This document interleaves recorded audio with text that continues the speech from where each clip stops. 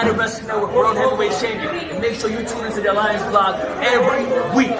You heard it here first. Straight from Poppy. The Alliance blog, the Alliance blog, the Alliance blog, the Alliance blog. Alliance? If you put an S in front of Alliance, you have Salliance. That's me.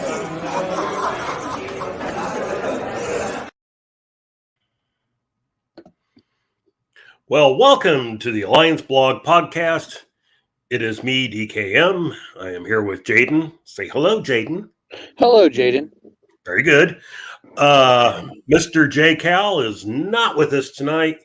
He sadly is feeling under the weather, and instead of making up a normal crazy excuse for him, we'll just go with the truth this time. He's feeling under the weather, and so it's just Jaden and I. So, you know, sometimes when Jaden and I host a show, we slaughter it. So we don't know what it's going to do tonight. Yeah, normally you would hear like something like the Alliance guys or the pre-party. We're the Donner Party tonight. Mm-hmm. Yes. And I heard Jay's actually not feeling well because he ate a bad avocado. You what? I never knew there was such thing as a good avocado. Are you there? Can you hear me? Oh, there I heard you. Yeah, I don't know. Maybe there's a little delay. I said, I heard Jay actually was telling everybody that he doesn't feel well because he ate a bad avocado. I didn't know there was such thing as a good avocado. I didn't either. That scares me. You know, and I do think he said he was having stomach problems. So, you know, naturally anybody who would eat avocados on a regular basis would. Let's see who's out there today. I see we got noobs. So waiting some of our others to join us. Some of our regulars before we get too deep into things. I actually didn't notice it pop up like it usually does if the show's on. So maybe that might be a reason. What if Jay set everything up right? I don't know. With that in mind, who can tell? But, yeah. So, Jaden. Yes, sir. Wasn't last week the week we got some kind of dog announcement?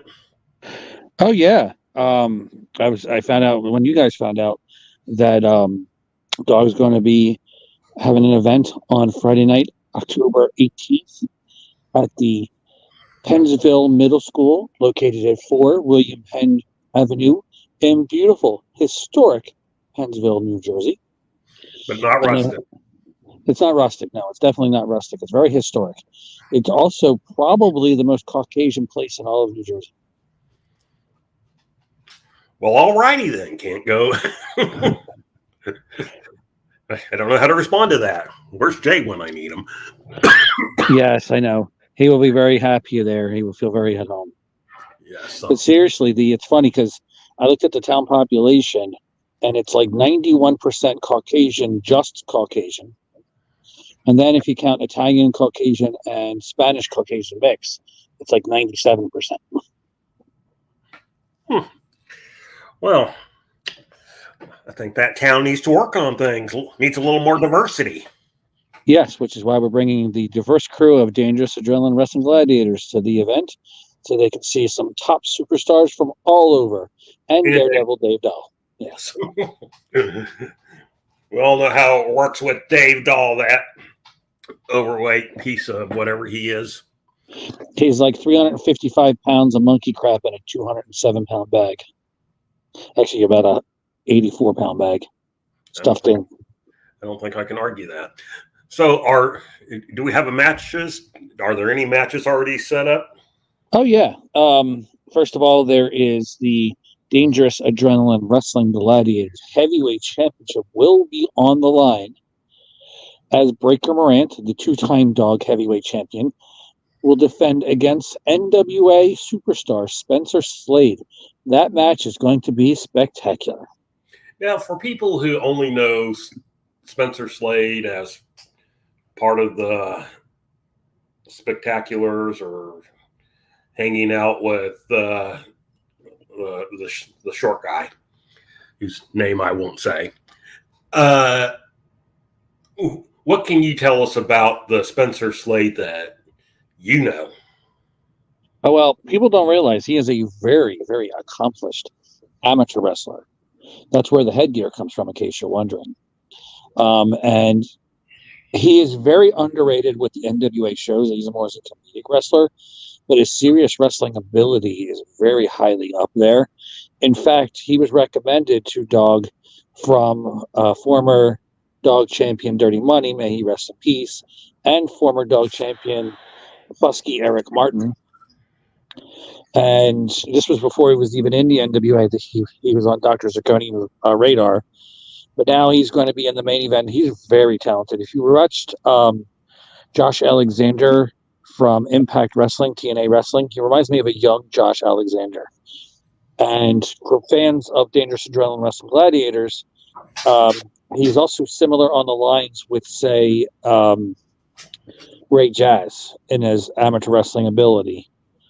He's very, very good in the ring, very talented, way better than you see in the NWA. So if you want to see what this kid could actually do, make sure you're at the Pennsville Middle School on Friday night, October 18th, and you'll see just how talented he is. Now, hello, there went my thought just like that. But, oh, yes. Train of thought derailed. Millions killed at 11. When you reach my age, thoughts only live a short life. So anyhow, back to the reality of life. Well, that's not the only match announced, though. Well, what I'm wondering is, are you going to be able to record these and post them on your YouTube? Yes. Well, not my YouTube, but they will be on the Dog YouTube. I don't have any social media. You're lucky you guys can get me on this thing. But I paid Jay to kick you off, but he wouldn't do it.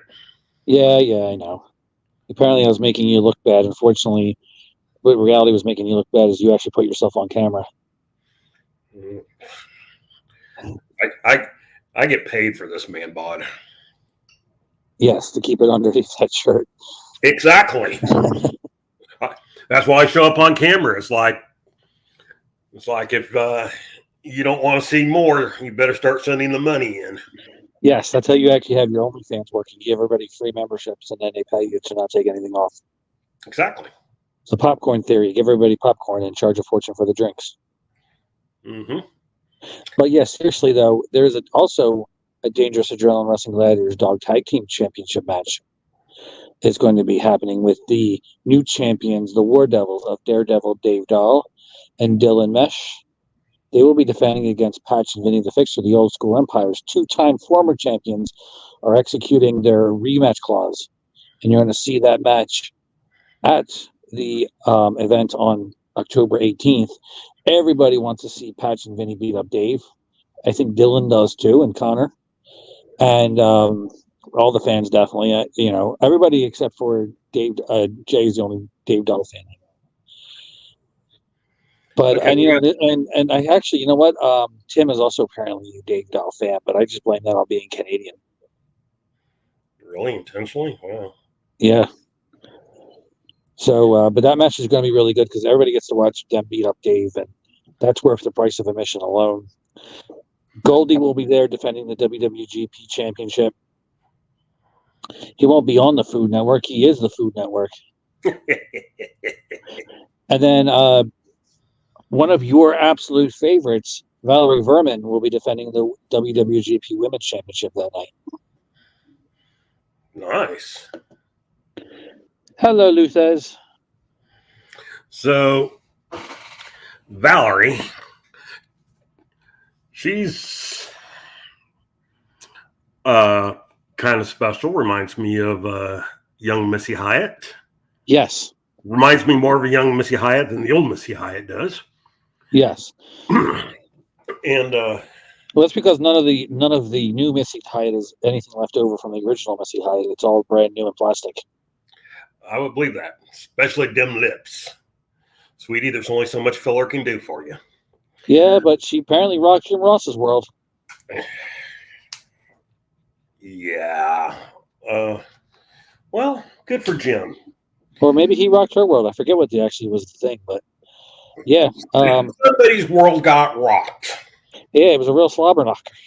Be careful what I say while you're drinking.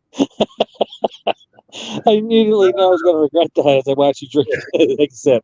I think there's a slight delay right there. If you hate me, just say so. Anyway, it was a real slobber knocker, I heard, anyway. Oh, my God. Oh, God, he broke her in half.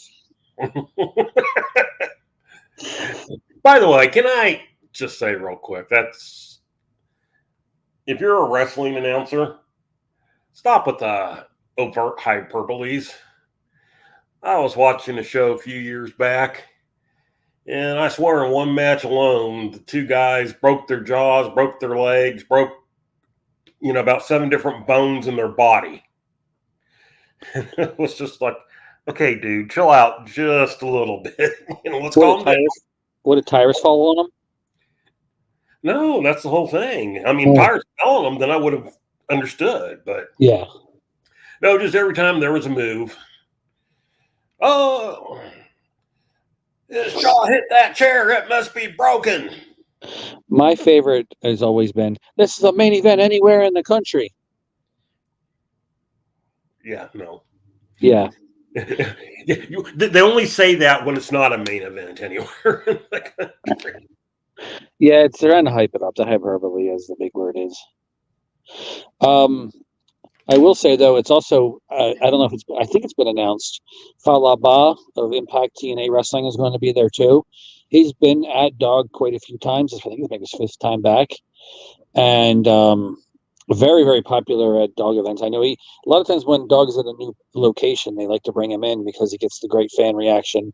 Fans love him. And he adds that interaction that I think a lot of people don't get nowadays in professional wrestling. Too many wrestlers are worried about doing their holds. I'm actually worried about making a connection with the fans. So I think that's going to be fun. I can't wait to see who he's wrestling. I do know on the 1st of January, no, not January, the 1st of July. January, wow. Yeah, 1st of July, there's going to be another match announcement. So I can't wait to hear about that. I have a few things I'm speculating. I hope it's the entire roster takes on Dave Dahl in a scaffold match, or at least you have to take time throwing them off the scaffold. Well, we'll keep our fingers crossed on Monday we get something like that. We have to worry, though, that might actually wipe out the population. That'll be like the big asteroid hitting the Earth and killing all the dinosaurs. Back in the world-class days, they used to, when they'd send them out on spot shows, because they would do 2 to 3 spot shows, so they'd only have like 5 matches on the card, and one was typically a tag team, and another one, the tag team was normally like a main event or the co-main event, and the opening match was normally the captain's match for the tag team. So I think you should get Dr. C to follow that example and put, Dave Dahl just in a match with, Patch, because win or lose, it's always fun to watch. That is true, but you have to feel for all the fans having to see Dave Dahl twice. Oh, that is true. I would feel very bad for them. Yeah, I mean, we already have to cut the actual total amount of people we can have in the building just because Dave Dahl has to be there. That's right. What the fire department say he constitutes 100? I think it was 1,000, but okay. Well, maybe. All right. There is something, though, I will say there's a couple of things in the works.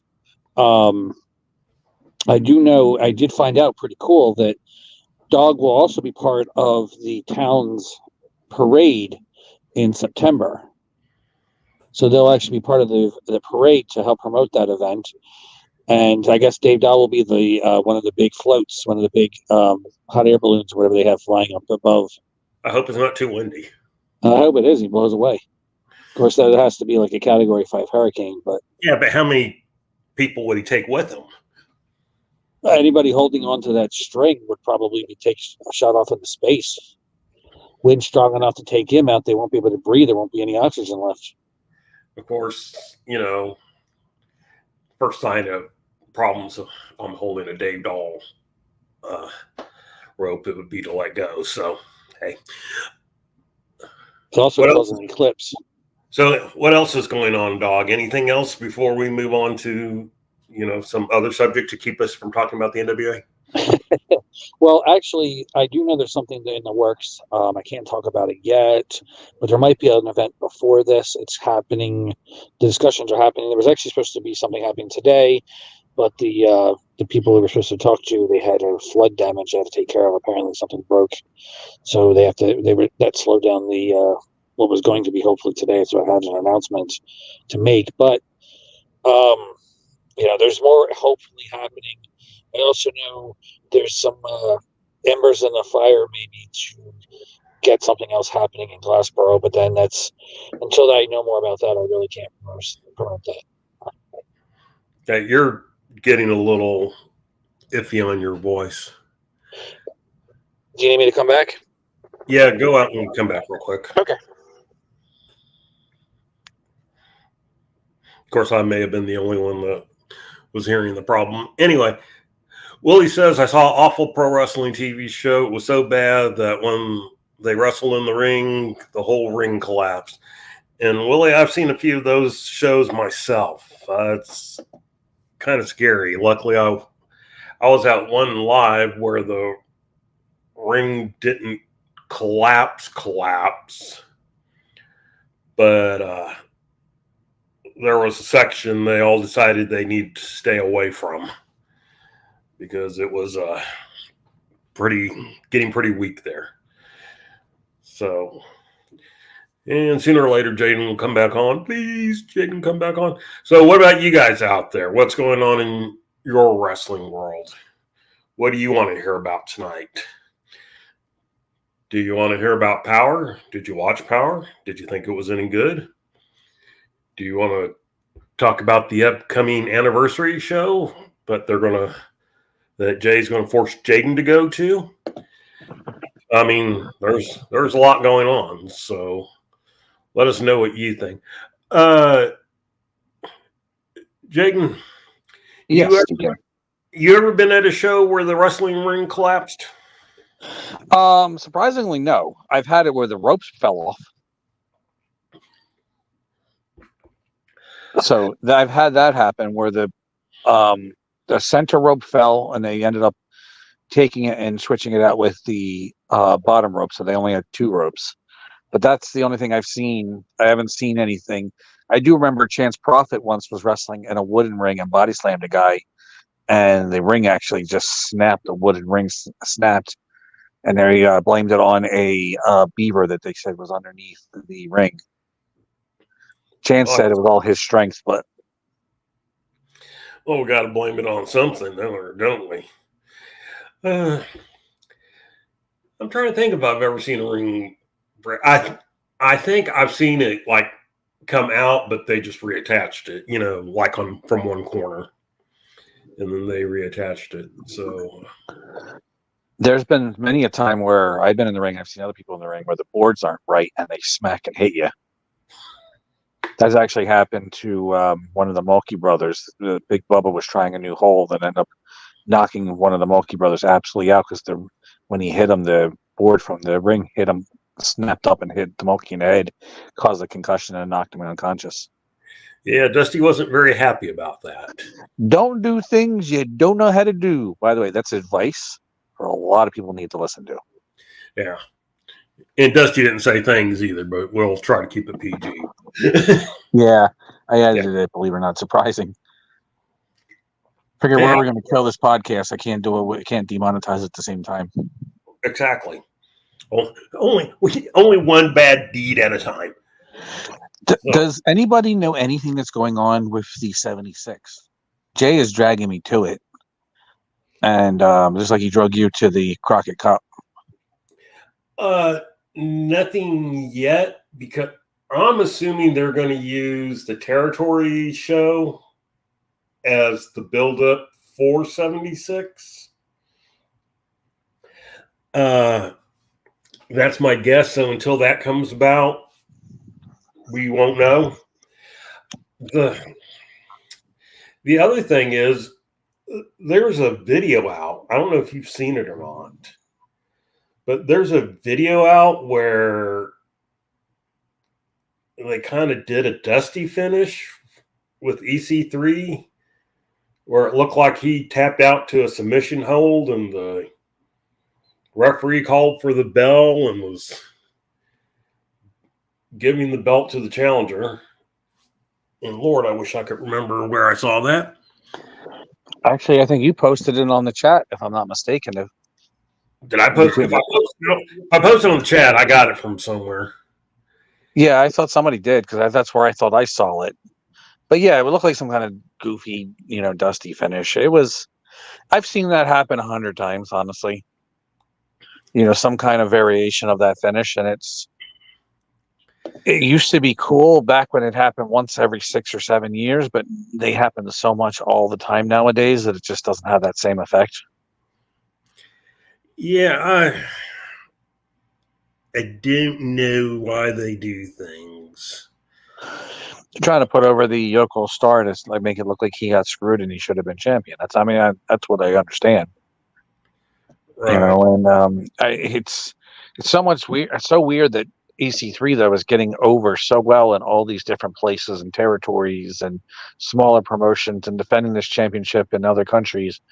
Yet the NWA doesn't seem to use them to its fullest potential, in my opinion. We even watched a video, something similar about that and other things in the NWA. There was a guy posting about it on YouTube that somebody sent me the video where he was not a big fan of the current NWA and had a lot of good points. And while he had some things wrong, he had a lot of good facts that he was posting about it too. And it's true that this whole thing's a vanity project for Billy Corgan.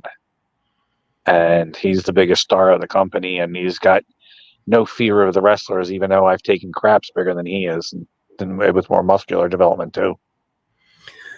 Yeah, I saw that video, and I don't.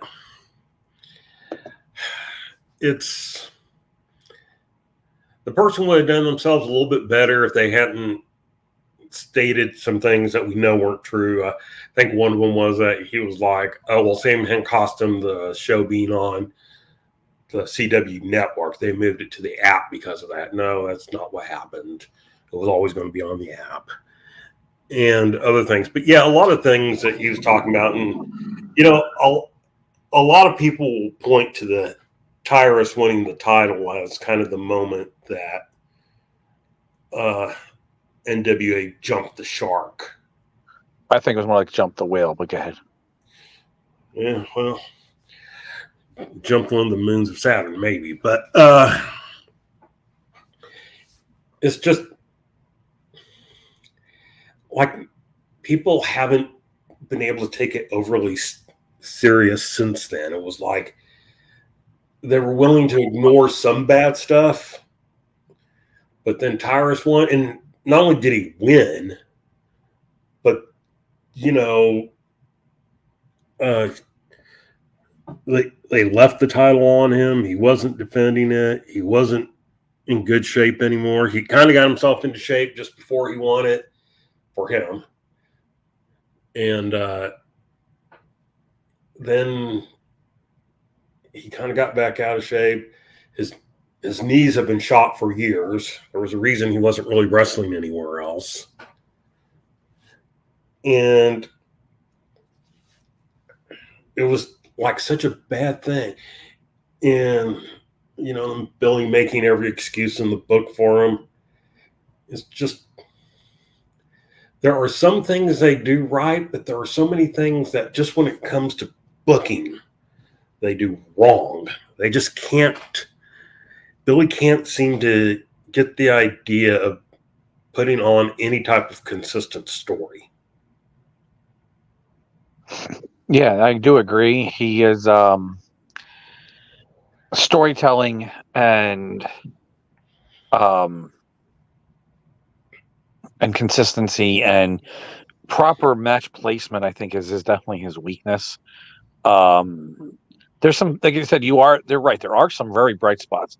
Colby Carino, the Southern Six are two of them I could think of immediately. I think Spencer Slade could be, if given a serious push and, taken out of the comedy gimmick. And if they get rid of some of the stupid stuff they have just to have it it's more serious wrestling and something different, it could be a true alternative to what's out there. But the problem is it's the same stuff same problems AEW has, and they want their product to get over, not the product that could get them over, I guess is the best way to describe it. And they really it doesn't have anything that really makes them stand out in a positive way to make it grow momentum. It did initially. I mean, the whole NWA thing initially with the YouTube page and the Start of Power, it had a really awesome feel to it. There were still problems, but it definitely felt way better now than it did. I mean, then than it does now. It's just it doesn't feel like anybody is truly, truly over. And even people that were over, they just feel like they've lost a step now, with a few exceptions. Colby and the Southern Six being some of the women wrestlers, they have something special with them, I think. And normally, with a lot of women wrestling out there nowadays, I really want to see less of it, especially because of the way it's booked. But it seems like, I don't know if Billy's booking it or if there's other reason. With the women wrestling in the NWA is their bright spot right now. So maybe they All right, that's the one thing they should do more of it. Sound, if you're making any. I am. Can you not hear me? Okay, I could hear that. Last thing I heard was the women wrestling.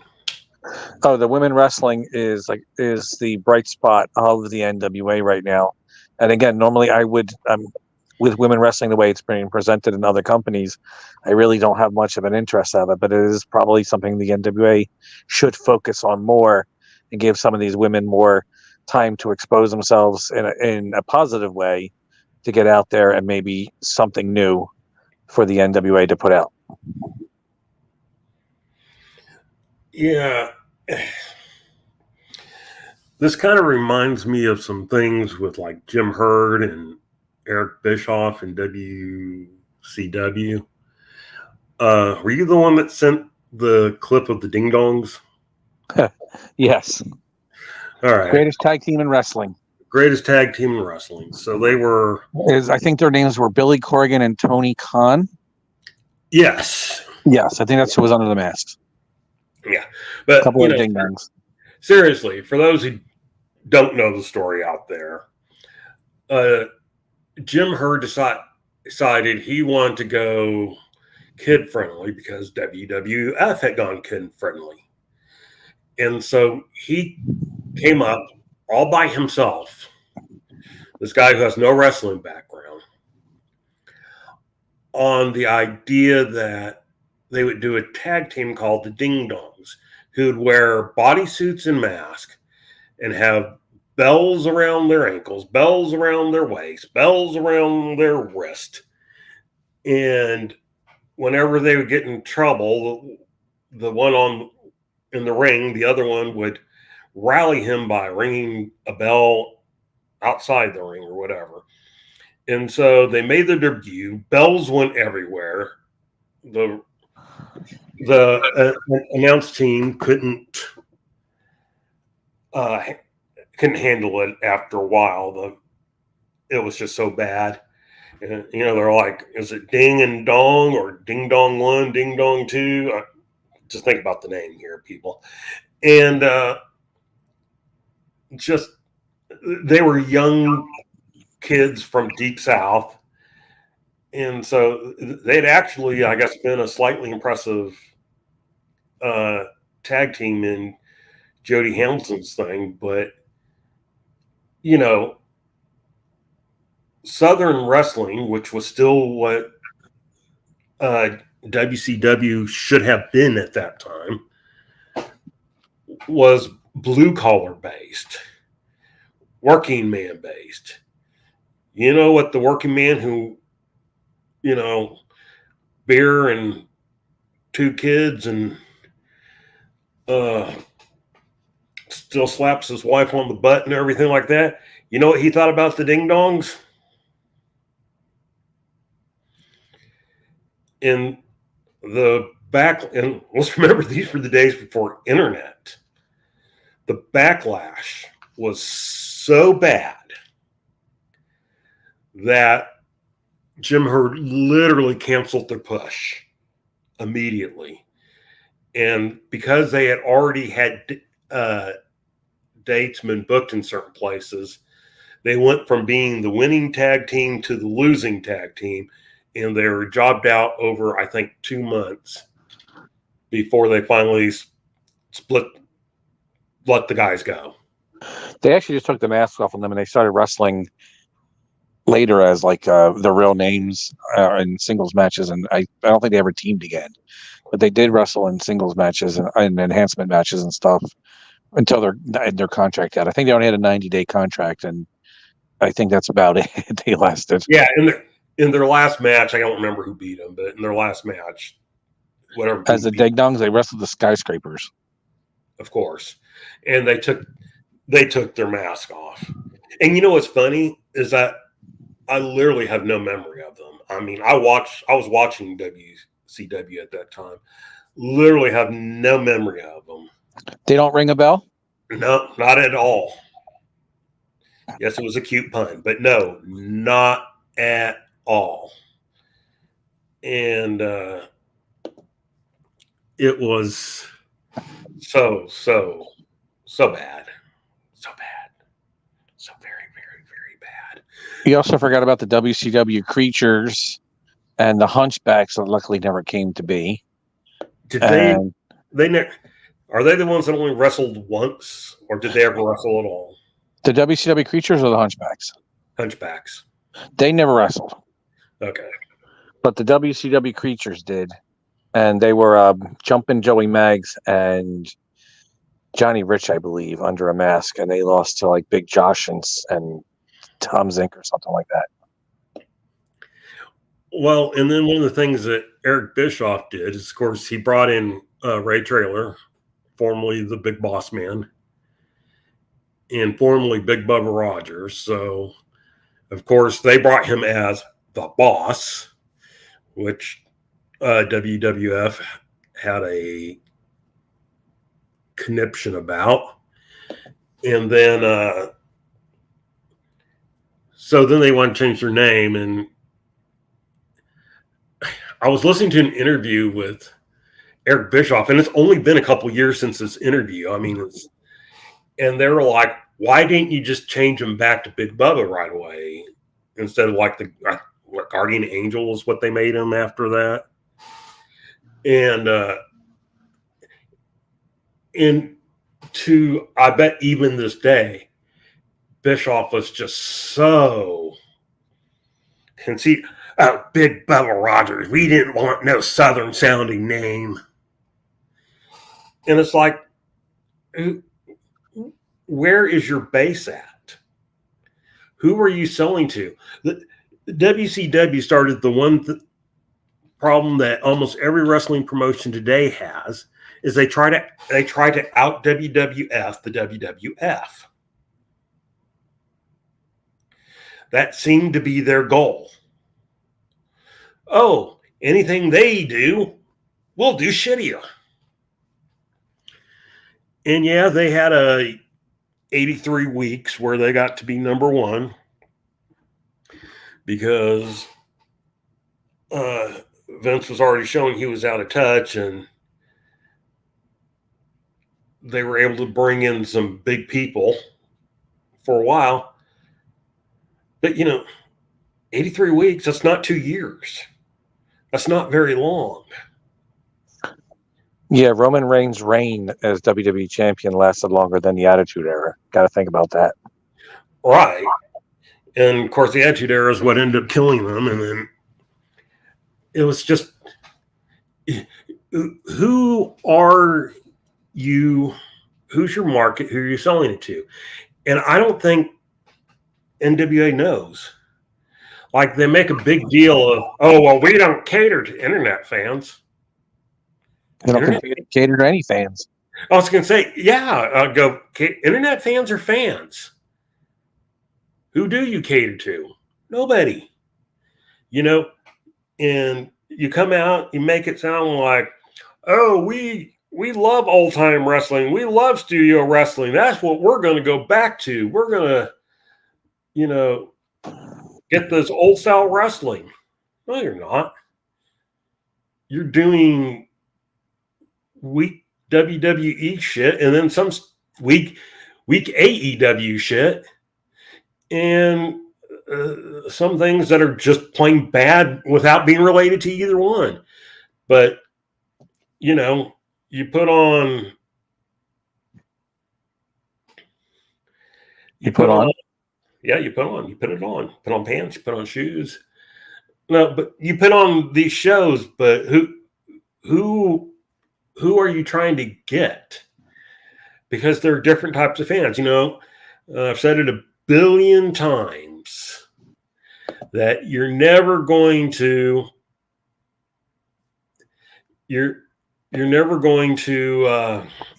out WWE. You're never going to out WWE. You're never going to do what they do and do it better. So you better find another group of fans. I mean, there was a time when you could have argued WWE was a, top place in the world. MLW was still kind of making its first comeback, and ROH was kind of sucking at the time, and AEW hadn't quite come through. TNA totally sucked. And there was an opportunity there, but what'd they do? Nothing. They didn't go after any of the lost fans. They just, Billy was lucky enough to have Lagana and Dave Marquez, to filter some of his ideas. But once Lagana left and Billy broke with Dave Marquez, then it was just like there was no filter, there was no nothing, and the guy doesn't know wrestling, doesn't know what the hell he's doing, and he doesn't care. I like to call that the Vince Russo effect. Yeah.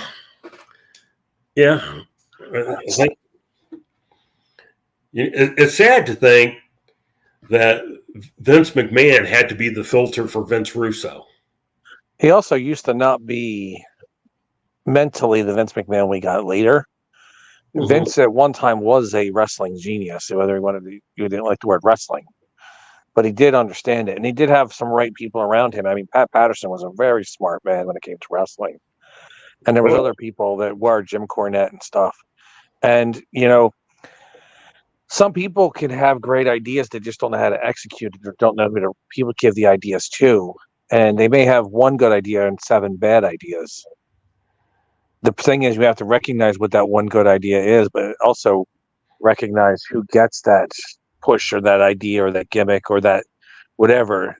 Because I use a perfect example. there was this wrestler in ECW called Billy Wiles. He wrestled also the name Bilvis Wesley. He was part of the new Dangerous Alliance. He came up with the Just Incredible gimmick, and Paulie Dangerously decided it wasn't good for him, but he gave the gimmick and used it for PJ Polacco, and he became Just Incredible. Sometimes somebody comes up with a good idea doesn't mean they're the right person to execute it either. Right. Yeah, I don't know.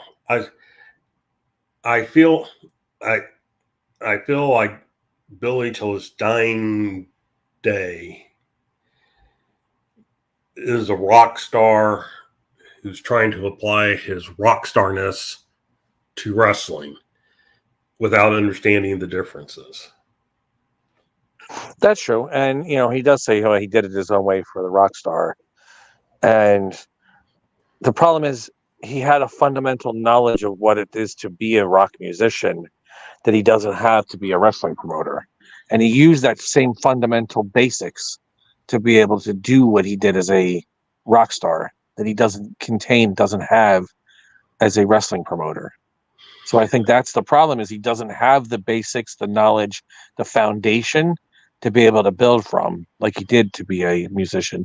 And even then, I wasn't a fan of the Smashing Pumpkins. I feel like sometimes I'm saying this just because I wasn't, but I don't remember him being as big as Billy Corgan thinks he is. And even so, he won't even play his stuff that he was known for now anyway.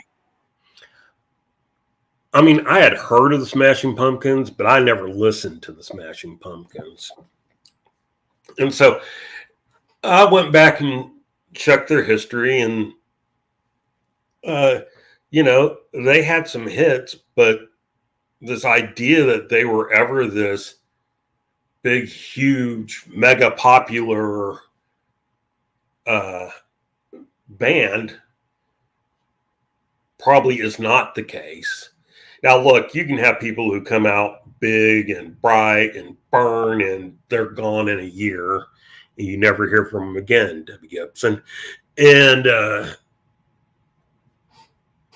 all those freaking boy bands. But he has some longevity to him. But he wasn't Prince. He wasn't Michael Jackson. He wasn't the Beatles. These are all top stars, superstars. And so some people will go, well, it's not fair to compare him to them. No, it is. It is fair. Because he didn't reach that level. For those in the gaming industry playing card games and video games, there's S tier, A tier, and down all the way up to F tier. I'd say the Smashing Pumpkins were probably an upper B tier.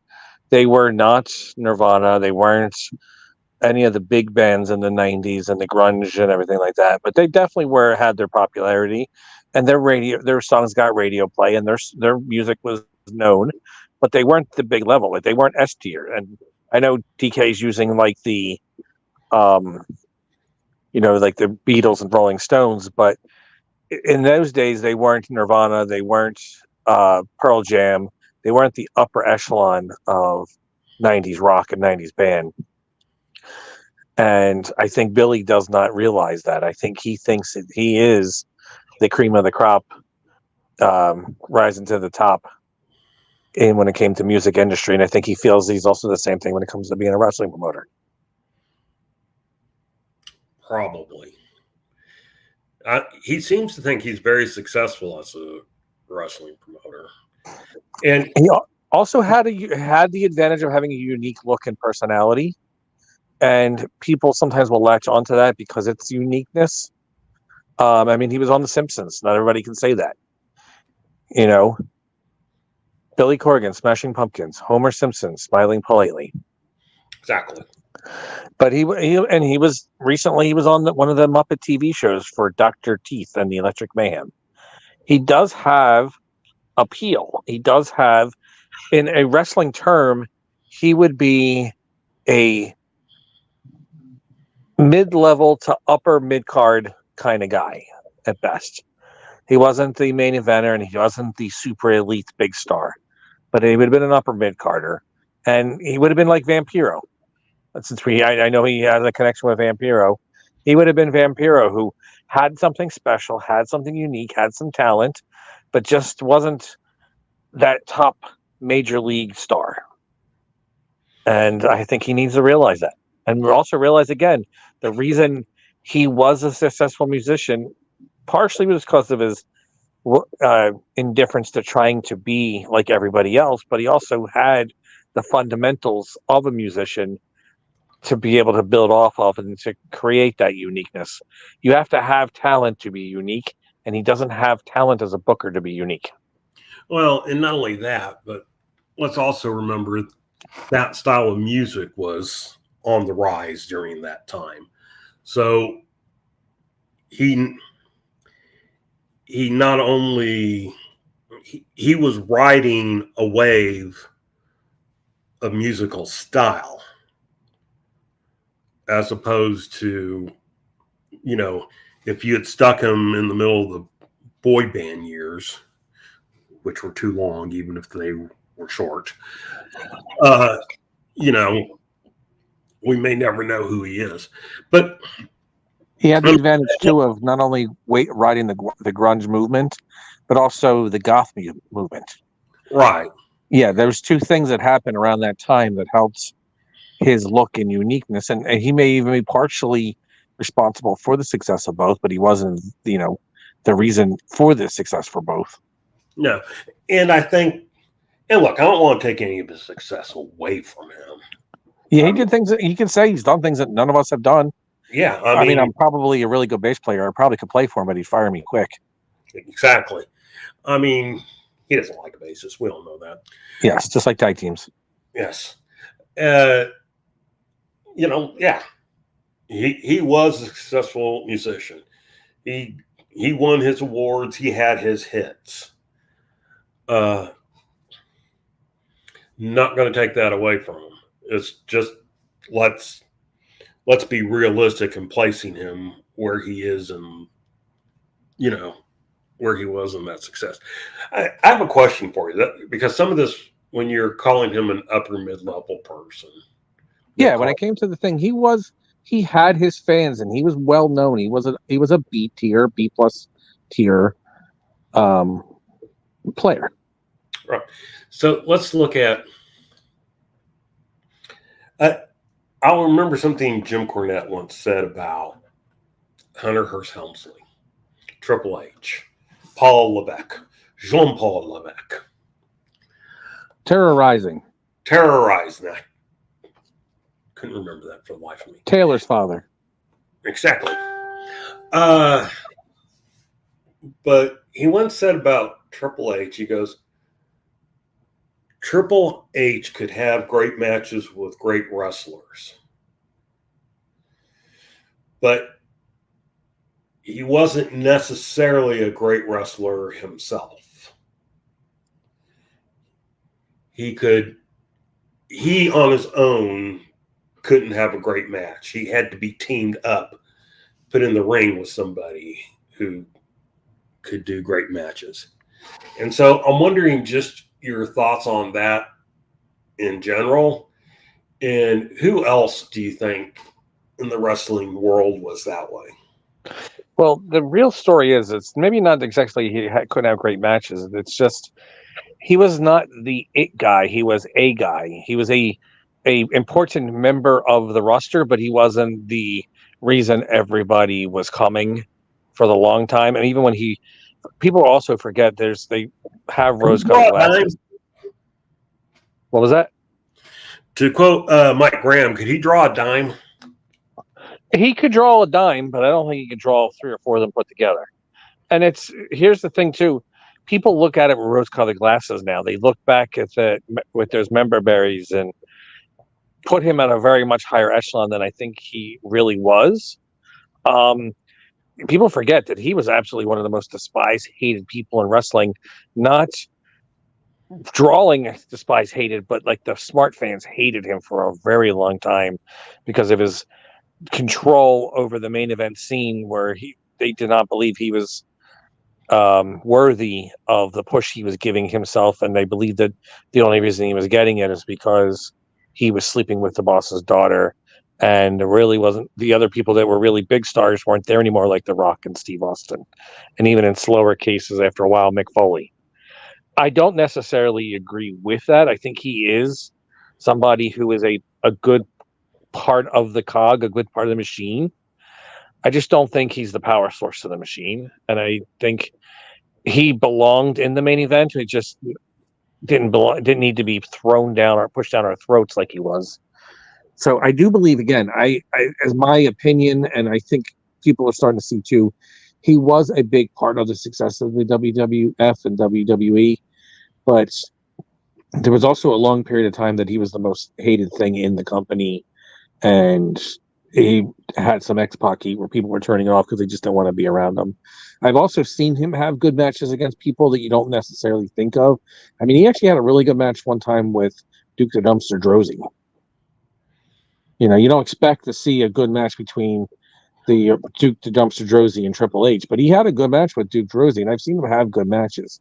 The problem is he didn't have that main event gear, that high gear that a lot of the main eventers had, in my opinion, unless he was in there with somebody who could bring him along for it. And I think that's more what is a more accurate statement. He could go, well, he couldn't go with a rocket strapped to his ass like he could without somebody in there guiding him around to be part of that, you know, being a booster for that rocket.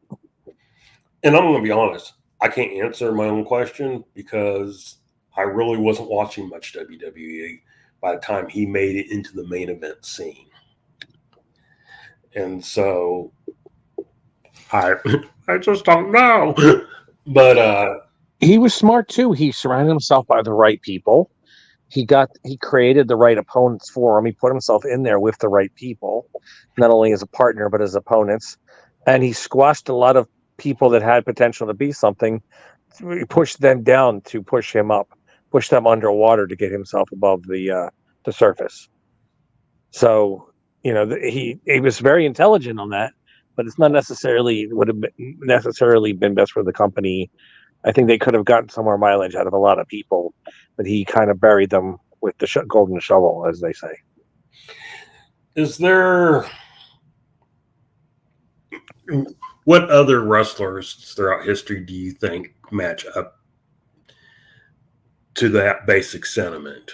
I don't know. Maybe they were main eventers, but maybe they were never the main eventer that.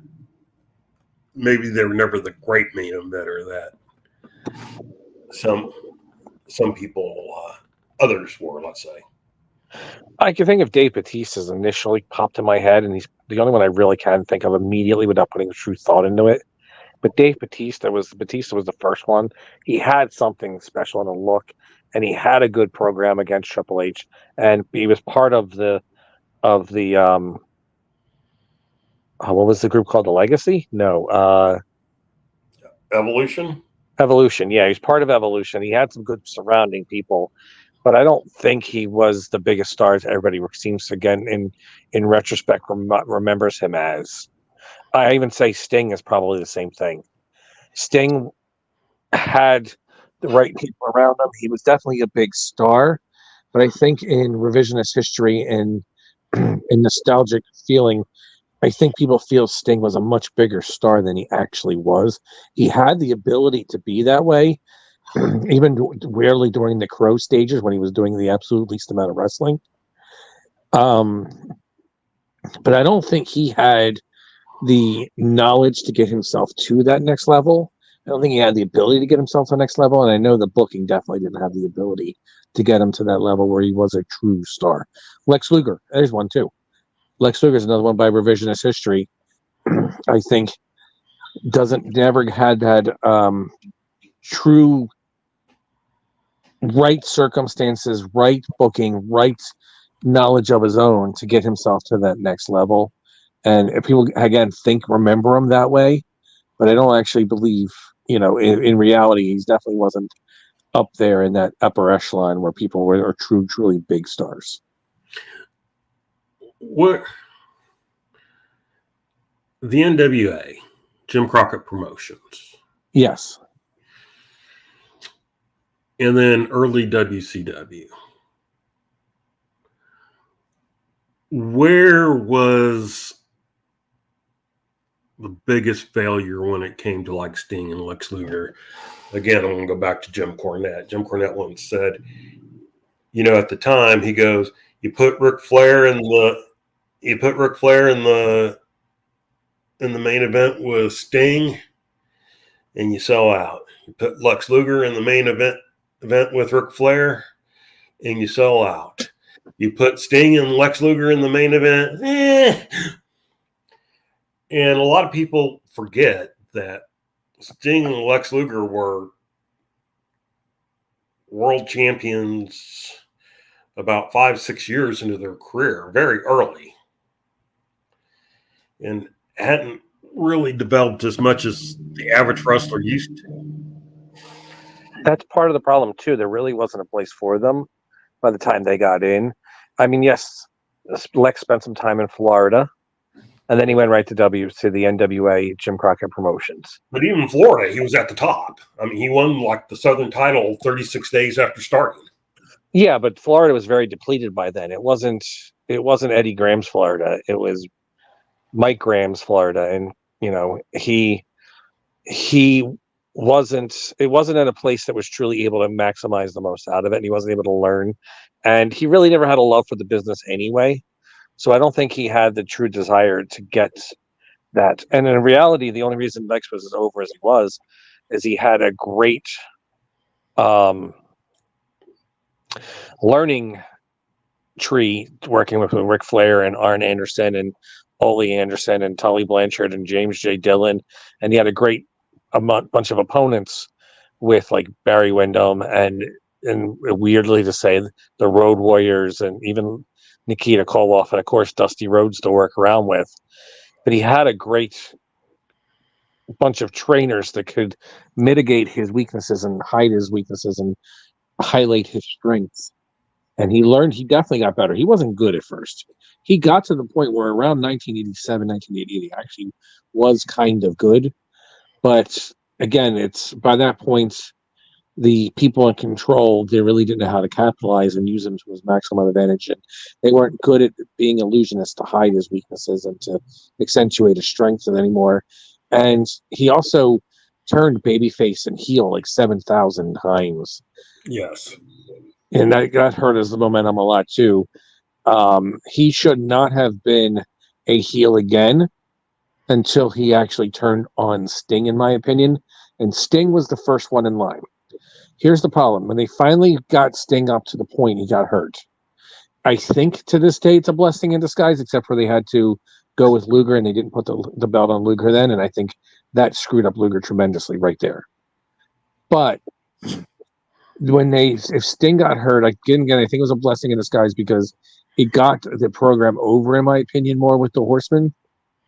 And when he finally made that comeback, but then they brought him up with, instead of putting him up with like the Steiners and Lex Luger and Mr. Wonderful Paul Orndorff only, they also brought in the Junkyard Dog and Elegante and what was the kid's name? Rocky King. And that hurt. He really didn't have the momentum against the Horsemen, and the Horsemen being the part with Lex Luger, with Barry Windham and Arn Anderson and Ric Flair was great, and even Ole Anderson. When they started bringing in Sid Vicious, it didn't have that right feel. What I think they should have done is had Ole, Arn, Windham, and Flair, and then when the finally had Sting versus Flair and Sting win the championship, they didn't have any true ideas what to do with him next. They didn't have a bunch of challengers set up to really make him grow and make him built up to be a real champion. Okay, you're going quiet again, so I don't know if you're talking or not. I do want to say, all right, I heard a little bit there. I want to say, Dave Valentine, real quick, that we're actually going to talk NWA territories once we wrap up this conversation. Yes, Mr. Dave the Hammer Valentine. You can hear me now, right? Yeah, I hear you now. So, where did you hear me leave off? You were talking. You were wrapping up. I was building up Sting. They really should have had a bunch of challengers really set to challenge Sting. They had the talent there. They had Ric Flair. They had Arn Anderson. They had Barry Windham. They could have used Terry Bam Bam Gordy. They could have used Steve Dr. Death Williams. And in reality, I think the first challenger, after he got a couple of those matches against those guys, he should have had Mr. Wonderful Paul Orndorff turn on him and feud with Paul Orndorff. Paul Orndorff was still considered a big star with his success with the feuding with Hulk Hogan, and they probably could have replicated that with some minor changes and not look like a retread. It's Paul Orndorff. He's jealous. And then they could have had a good Paul Orndorff versus Sting feud and have Paul Orndorff take the place of Ole Anderson in the Horsemen. Okay, now, one of the things that we talked about is that that you brought up is that there wasn't the territories, there wasn't the chance to work like they're used to harden up. Yeah. Do you think there was also a problem that people like Luger were almost immediately put on top? Sting had a little bit of build, but, he within 2 or 3 years, he was already pretty much on top too. I don't know if you saw it, but I sent a clip from Georgia Championship Wrestling from 1979, and Buzz Sawyer was actually working enhancement. He still had hair and no beard, and he was working enhancement, and he had kind of worked some enhancement down in Florida prior to that. We also saw a very young Mike Davis. Mike Davis was so skinny back then he could have actually drowned, fallen through the little holes in the shower. Oh, he used to use a Cheerio as a hula hoop. He had to run through the water just to get wet. If he was 121 pounds, he was 240. I mean, wow, he was small. I was just so shocked. But you'll also sometimes see big Jim Duggan wrestle in Georgia as an enhancement guy and stuff like that. Are we missing that in wrestling today? Yes. That these guys don't have opportunities to learn the business by getting beat up? See, yes, but also you forget that Nikita Koloff never wrestled anywhere until he got to the NWA. Oh, no. Except for a little training with Eddie Sharkey. The Road Warriors, they did wrestle for the AWA and then for Georgia, but they were thrown over immediately. Yes. As soon as they looked like the bikers from the YMCA initially, and then they started with the face paint. They were over and thrown over immediately. There have been instances where you got somebody over who wasn't quite ready, but you had to have somebody who knew how to do it again and hide their weaknesses and accentuate their strengths.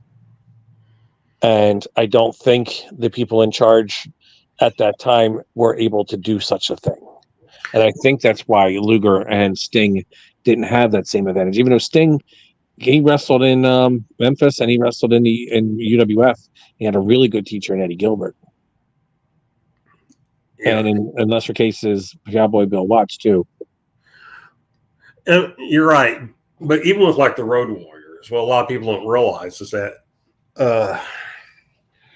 they had just kind of broken into the business. Animal had been around for about 6 months, and then they brought Hawk in, and then Matt Bourne forgot to check an ID and mysteriously disappeared. And so they just threw the national tag team titles on them, and then they would send them to the ring to beat up jobbers. Yes.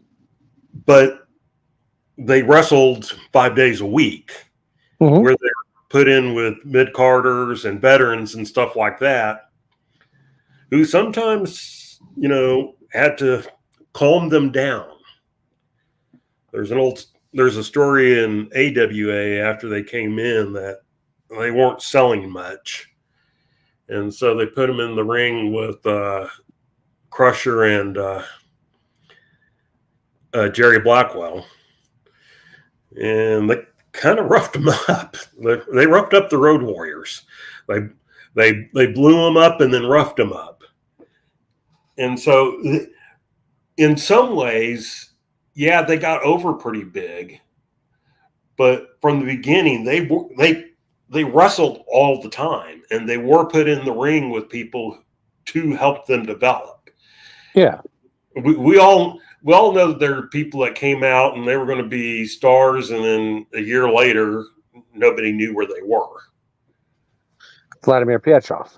There are as many failures as way more failures actually than the successes. So that is true. That does happen, but I can't say Sting and Luger didn't have that. Luger had Wahoo McDaniels to teach him and to rough him up a lot, and he had other wrestlers on the card, including Barry Windham, and he also had Bruiser Brody that absolutely beat the crap out of him because he didn't want to sell for him. But then Sting had a lot of wrestlers. He got roughed up by Dick Slater, but he also had wrestlers like Steve Dr. Death Williams, Eddie Gilbert, the Fantastics, Terry Taylor, and a lot of people out there that really were able to. The UWF was great at highlighting Sting, especially when he had his babyface turn. And I think he moved some of that momentum over to the NWA. But I think if the NWA really separated, Jim Crockett Promotions really separated the UWF and allowed him to develop more there, I think by the time they really truly used him more, they could have gotten more out of him. I think he just needed more time in a place like the UWF before he got pushed into WCW, NWA, Jim Crockett Promotions. Another problem I think also is sometimes when they get too much too soon, they think they don't need to learn anymore, that they're at their peak. Yeah. Just a couple comments I want to pull out. Willie Bowen talking about, like Paul Orndorff, he was in Mid-South. He held the North American Championship. Missouri, of course, he was in Georgia, where he was the national heavyweight champion 3 times. Back in the territory days, just to use an example most people know about, Lance Von Erich. Fritz had found Lance. Ricky Vaughn, right? William Vaughn was his name. He sent him to the Pacific Northwest to train, where he won the Pacific Northwest title and tag team title and everything. And he wrestled there as Ricky Vaughn. And then he came back to Dallas as the fabulous Lance Von Erich. Yes, Lance Von Erich. But they could do that. And you'll see sometimes where they'll take guys that were working enhancement and stuff like that, and they'll send them away to another territory where the other territory can kind of start, they're not known and they can use them better and they can build them better. And then they'll send them back, to Georgia or Florida or Texas or wherever. And, now they've been gone. They've learned a new hold, so to speak, have a new attitude, and they're able to develop and get over. And so I feel like that's something that's lost in today's wrestling. We kind of see it with Mims. Mims started out as enhancement, and then they kind of started using him as more, but they've never developed him past that. The part of the problem is not necessarily the places to wrestle. There's nowhere you wrestle where you're wrestling all the time, unless you're traveling to 100 different places. There's also nowhere that you could really, really learn. You're not going to learn wrestling 3 days a weekend, Friday, Saturday, and if you're lucky, Sunday. Yeah. And you're not going to learn without anybody who doesn't know what they're talking about to actually be able to teach you. One of the benefits for maybe a Joe Kazana is at least he's been around, his family's been around. They might be able to teach a few things, but there's only a few Dr. Tom Pritchards out there. There's a lot more people that just don't have a clue what they're doing and how to teach these people. And they're also, a lot of these talents are not riding in cars with big name talents and learning from them like they used to. Back in the day, used to have people chauffeur the Harley race and Ric Flair and all the veterans out there, Wahoo McDaniels, that are able to teach you. You would drive the car and they would shoot stop signs with their gun as you were going by, or throw beer bottles as they were chugging down 6 packs, but they also taught you so much wrestling knowledge. One of my favorite experiences is I did a card somewhere in New Jersey. I spent half the day talking with Ox Baker, who is exactly like he appears to be. And then the other half of the day, myself, Chris Candido, one other wrestler, were just sitting there listening to the Missing Link tell stories. And that was the same card that glue his hair on. Yeah, that hurt. That was like Santa Claus to me. You know, finding out Santa Claus isn't real, unlike pro wrestling, which is 100% legit. But yeah, that's something that messed with me. Seeing him glue his hair on there. Also on that card, people may or may not recognize his name, but there was a wrestler that wrestled in the WWF as under the name Hillbilly Cousin Luke. He was part of that Hillbilly Cousin, but he was a veteran who's been around everywhere and wrestled in different territories, including World Class and other places. And he had a lot of feature too. What was that? So a lot of people don't realize that all the hillbillies were veteran wrestlers. Yes, except for Hillbilly Jim, who only was slightly had a little bit of experience wrestling under the name of Harley Davidson. He was the least experienced out of all the hillbilly wrestlers. Yep. All his family that he brought in, most of them were from the Memphis area. But. Yeah. See, there was Cousin Luke, Cousin Junior, Uncle Elmer. Am I missing one? I feel like you are, but I don't think he was a long-term guy. I think he was pretty. Of course, Hillbilly Jim injured himself, and he was out pretty quick himself. He didn't last. Yeah. Rosville says if you guys haven't checked it already, NWA JCP has a couple of really solid matches on the stream today. I've gone back and watched some of their ones that we haven't watched since we did it, and I do enjoy JPC and JCP too. And JCP. And JCP. JC Penny. Exactly. And so that'll be good to go back and see. I want to talk a little bit about territories, though. And what does the NWA really have as far as territories are concerned? Because I kind of feel it's one of those things that was hot talked about, and you know, there are a ton of people ready to join, and they're going to be very selective, and you know, there are even a couple of international candidates, blah blah blah. So I don't remember who was first. Was it Exodus Pro was first? I think so. I believe so. There was the Champs promotion, I think, yeah. Yeah, and so Exodus Pro, I think, was first. And, of course, Exodus Pro is run by Surprise, their world heavyweight champion. And so then next came Joe Casana Promotions. Yes. And that's truly kind of they were working with Joe Casana, but that was truly an independent promotion. That was it existed beforehand. It was already running shows, and it wasn't run by an NWA wrestler. And so, but he was right. But his family does work for the NWA, and so do some of his wrestlers, anyway. Yeah, some of his wrestlers did, but and his family, but it was still a separate thing. And then there was NWA Chicago. Now, NWA Chicago is basically an NWA promotion that's run by Brian Idol and Billy Corgan in Markova. And so, you know, there's a threesome for you. Please don't put that thought in my head. I can't help your dirty mind.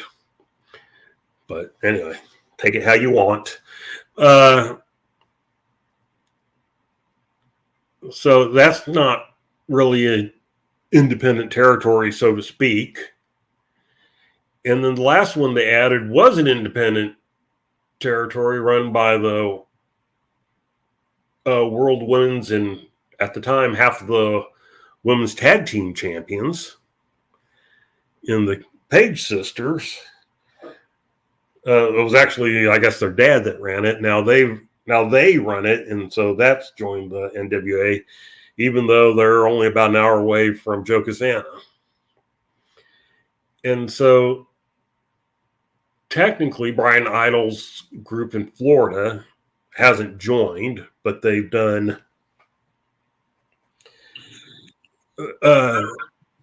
they've done some co-promoting, and Harley Race's old promotion, which honestly I don't know who runs it. I assume one of his sons. They did an event with them, but they're not members. They didn't join. And so do we really have territories as you would think of? I mean, and if so, how many do we really have? I consider them territories, but I do think they're NWA adjacent. And I don't know if they will stay territories if, say, EC3 gets a big deal and goes somewhere else, or if Kylie Page and Kenzie Page get signed with the WWE and their promotions are going to end up being a territory, or, I don't know about Brian Idol's going anywhere, but maybe Markova gets signed, and I'm not sure if they're going to still be truly territories outside if the people that work for the NWA are not working for the NWA. I mean, at one time you could have had the Pope's promotion as a promoter, as a territory, but he's no longer working with them. And at one time you could have had David Marquez, and somewhere he was running could have been an NWA territory, but he's no longer working with them. And even if he was, if things still turned out the way they are, I don't think they would stay members of the NWAs as territories. And that's what I feel, unfortunately. Other than possibly Joe Casana Promotions, I believe if something happens with everybody else, they'll no longer be territories of the NWA, especially if there's some kind of bad feeling or some kind of break that's not necessarily, good on all sides, and they don't leave on good terms. I don't see them being promoters territories of the NWA. I do wish, though, the old NWA members were a lot more selective on who got to be an NWA member, because there's a lot of people that just really, in the old, I don't mean the Jim Crockett promotion era, I mean the NWA of, with Dangerous General Wrestling Gladiators was a member. There was a lot of promotions that really just did not need to be NWA members, and they should have been more selective. But and then who is left to be an NWA member right now? I mean, yeah, there's maybe WWC. They have a slight affiliation. I don't think Wildcat still promotes. I might be wrong, but they at one time they would have been a good member territory. All Japan Pro Wrestling. I think they still promote, but they've had some ownership changes. Okay. It's not Luke Hawk is still like one of the owners, but he's not the sole owner. He sold a share to two other guys, and so I don't know who has majority. If it's even, then it's probably a third. What are the benefits of the promoters, the territories anyway, compared to somebody like Ohio Valley Wrestling that kind of slightly uses the NWA to help them out? Or, what's the difference between what All Japan does and WWC does and World League Wrestling does and Ohio Valley do compared to the official territories? What benefit do they have that the other ones don't? And I honestly don't know, because and it's okay to be selective, but I feel like in many ways, if you were being selective, you wouldn't have Chicago and you wouldn't have Exodus Pro, because neither one of those are established promotions. They don't have to be established promotions, but they do have to show that there's something more, I think. I think Exodus Pro has a little bit more to show, even if their championship looks like dilapidated coin from a Roman sunken ship. That's what it is. It's a Yeah, Roman but coin. I think they have something, but I don't think it would be the same if EC3 wasn't the big star and owner of it, because a lot of what they do have is EC3, and I think that's why they have something extra. Well, But I would say that's all they have. I don't know. I've seen some good talent coming out of that area. At least right now, the NWA Chicago is basically just a few NWA people running in Chicago with some few locals. Yeah. That's all that ever feels like, in my opinion. I might be wrong, but the at least Exodus Pro feels like they're trying to establish their own stars and their own wrestlers and make them into something special. You got to give them credit for that. And EC3, I know a lot of people don't like him. They don't think he's a great champion. I think he's an excellent champion. He's gotten a lot of mileage out of being that NWA champion, and in my opinion, he doesn't get the same publicity as say and Aldis does. But if they had somebody good and the NWA Power product was as good as it was then, I think people would be talking about EC3 in the same sense as like a Nick Aldis or even a Scrap Iron Item Pierce and stuff like that, where he would get a lot more respect. The problem is right now he is the top superstar in a promotion that doesn't have a lot more other than EC3 and a few other things here and there. Diamond Stars Wrestling, I don't know that promotion. Yeah, I was going to say, I'll be honest, I don't know Diamond Stars, so. Send us a link. What I do like is at least all the promotions seem to be running a regular basis. Yeah, that's a big thing too. Who cares if you're an NW promotion if you run once every 7 months? And we've had that. Well, one of the biggest failings, I think, at the end of the what was it, Pro Wrestling Organization, I think they were called. One of the biggest failings at the time of the Pro Wrestling Organization was that by the end, none of the member promoters actually promoted much. No, that most was the affiliates. Yeah, it was mostly, and what was the other thing? Associates and affiliates, which was actually different levels. Right. And so that's primarily how they met their, shows per year. Outsourced them. Yep, they outsourced it and stuff. And it was like, okay. Willie Bowen says EC3 is 1,000 times better than Tyrus, and 1,000 times later. Yeah. Smaller, lighter, he's far better. I like EC3. I don't like that he has so many gimmick matches. Yeah, but that's not because of him. And so that's Billy Corgan's brilliant method. Well, he has some gimmick matches outside too, but I don't like that aspect. And yes, I do blame Billy a lot for it. But I think he's a good guy. Now, I do have one problem, concern, worry, and that is, and I think they did this with Nick Aldis. And I think they're doing it again with EC3, which is this idea of putting all your eggs in one basket, sort of. This is our guy, and so he's going to be the champion. I think you'd be better off with 2 or 3 guys that you could rotate the championship, with over the course of 3 or 4. I'm not saying, change titles every 6 months, but there should be at least a threat that a title may change hands at some point. So here's my opinion with the weakness EC3 has. I'm sorry to cut you off, but I think you're going to be saying the same thing. I just want to make sure to get to it. Is they don't have a set list of important challengers to make him be that guy. They want him to be the man, but they don't have him beating anybody to make himself the man, and they don't build up people properly. They should have been able to build up Cardona properly and had a real match, and then them stupid garbage crap that they did. They should have been able to bring in, Trevor Murdoch should have gotten his shot, and some of the guys that did get their shots, like Thrill Billy and the Fixers. It's fine to defend against wrestlers like the Fixers and stuff on like the TV show, but they really should be building up challengers for him and making the challengers mean something. And that doesn't mean putting a championship on him and having it throw it away to get a shot. They really should have talent built up and having big wins to build themselves up themselves and big And so he's quiet again. interviews.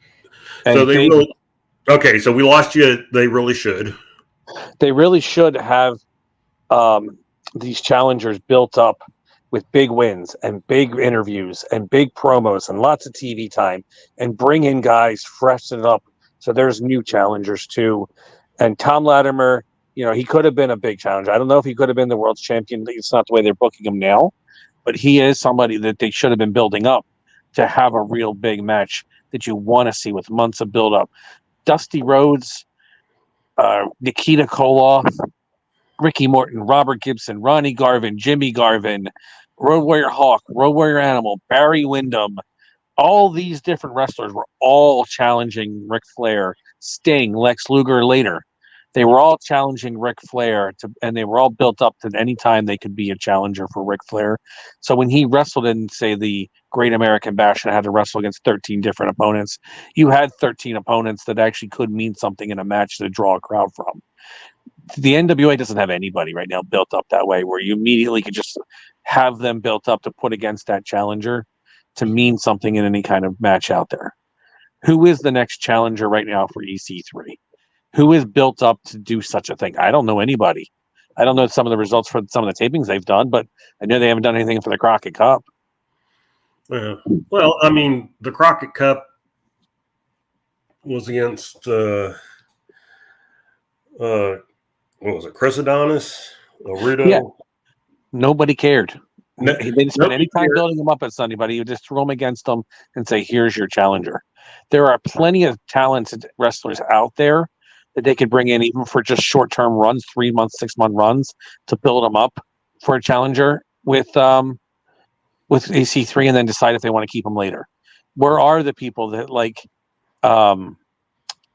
James Storm, or where are the people they could build up like Thrill Billy, where they actually have him get a bunch of wins and even maybe a non-title win or tag team match where he beats EC3 in a tag match to build him up as that challenger. They didn't build up Adonis. They didn't really build up Cardona. It was only based off of his name and championship history. Nobody they built up for EC3, and that's the problem. They don't have wrestlers and matches that people want to see EC3 defend against. The Ohio Valley does a better job of it. Well, and not only that, but with the lack of pay-per-views, and we talked about this, the last couple of weeks, is there's no time to build any match that EC3 is in, because it's basically got to be a 10-minute match so they can put it on their show. Yes. And even so, it's just like it doesn't feel like an ending point. David Valentine said, Blake Troop, sorry, I'm going to have to disagree with you. Blake Troop has always been very, very green when I've seen him. And he needs to develop to the point where I can believe him as a pro wrestler. And that's where the territories can help. They could send him these places to do so. Right. And so that would be the thing. Put him down somewhere where he could develop and transition from a very clunky looking MMA to an actual wrestler. Willie Bowen says Watts, but I don't think Watts wrestles much anymore. I never hear about him. Lou says Tom's the next Pope, and that's not good. Maybe. I don't know. Do they mean he's the next guy that's going to get disgruntled and walk out? Probably. I would think at some point, I can't see him signing another big contract unless there's just absolutely nobody else interested in him. Because, I mean, at some point, you've done everything you can do. I mean, that's kind of what happened with Chris Adonis. Not Chris Masters. Same thing.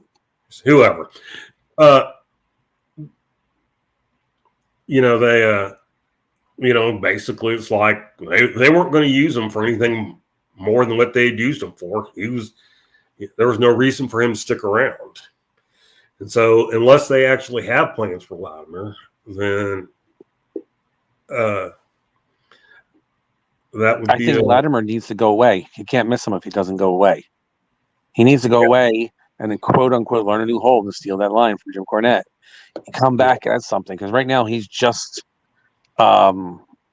sitting there. He's just not doing anything. They're not doing anything with him. If they're not going to do anything with him, let him go away so people forget about the stuff that he's done, and then bring him back so that he's a big star, and bring him back with a new hold, and bring him back with a push, bring him back with a plan. I don't mean a 20-year plan. I mean an actual plan. Right. Dave says, wish the NWO would sign Tessa Blanchard, Sonya Deville, Taylor Wilde. Sonya Deville still works for the WWE.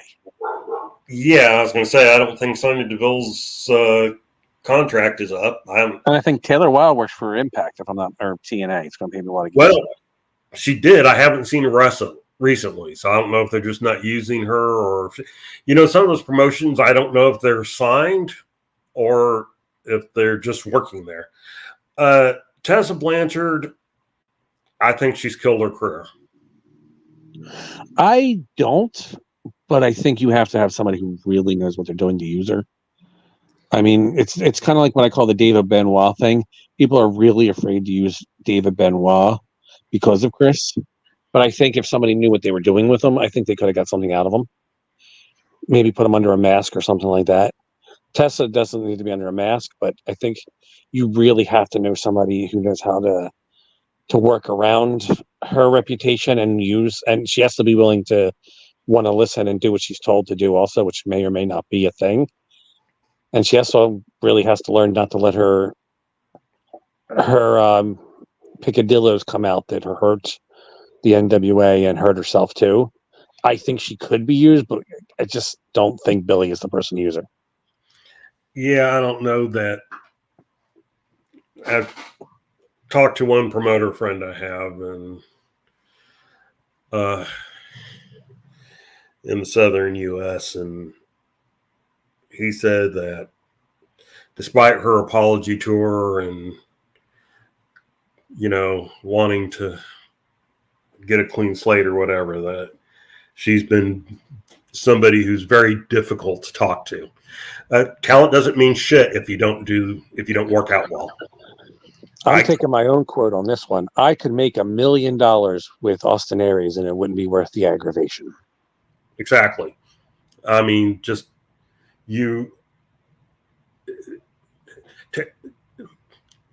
if you're talented and a pain in the ass, you're not going to make it. Your talent has to outweigh your ability to want to deal with you. And I don't care how talented Austin Aries is. I don't think his talent and his ability to draw would outweigh his wanting to deal with the headache of having to deal with it. I mean, like same thing for Tessa in a lot of ways. Yeah, I mean, well, like the one thing my friend told me was that she still doesn't really want to win women's championships. She doesn't want to be thought of as a woman's wrestler and a woman's champion. How to transition. Well, it's 2024. That stuff can happen now. I guess. So we'll see. Willie points out Rosemary, Jessica Havoc, Jorlyn Grace, Savannah Evans, Heather Monroe. I haven't seen Heather Monroe in ages. I don't know where she's at. Should be in the NW.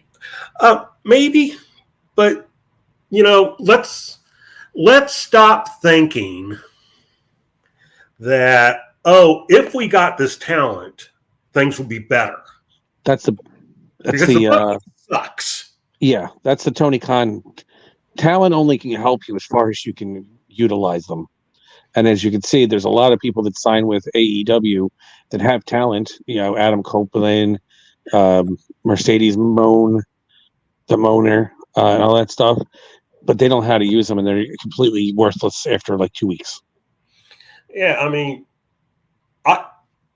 I am surprised that the former Sasha Banks has not been a bigger draw in AEW.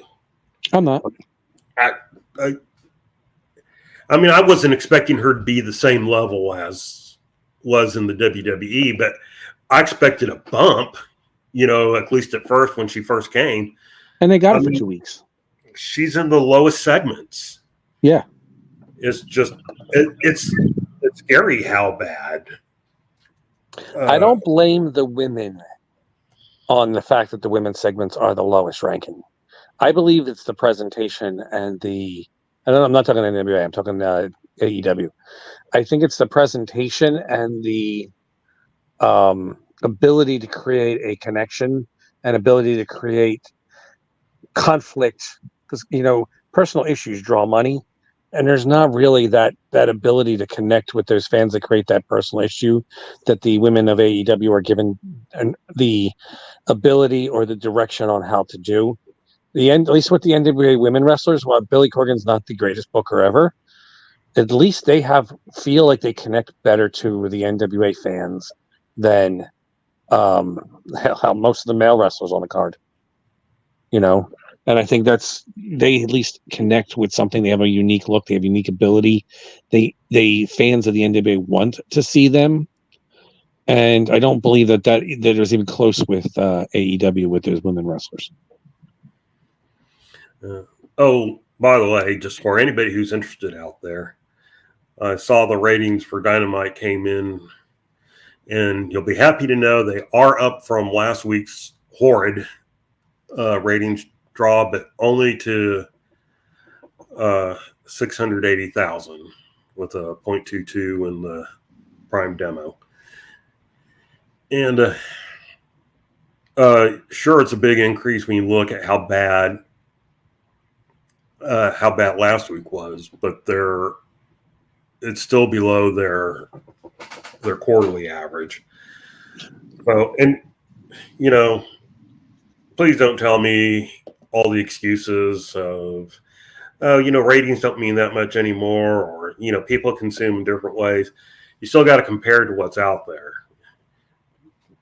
and others aren't losing ratings the way they have. And in fact, if anything, TNAs have been going up. I'm not TNA, NXTs have been going up. So it's TNAs. Yeah. They went from the witness protection program to UHF level. All right. So they're back over 100,000. Cool. I don't know about that much, but